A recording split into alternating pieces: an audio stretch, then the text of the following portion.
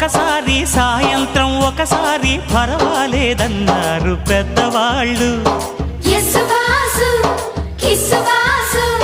సావిట్లో ఒకసారి సందిట్లో ఒకసారి చలి కాగాలన్నారు చిన్నవాళ్ళు. కొక్కరో బంగారు కోడి ముద్దడితే ముదిరింది వేడి.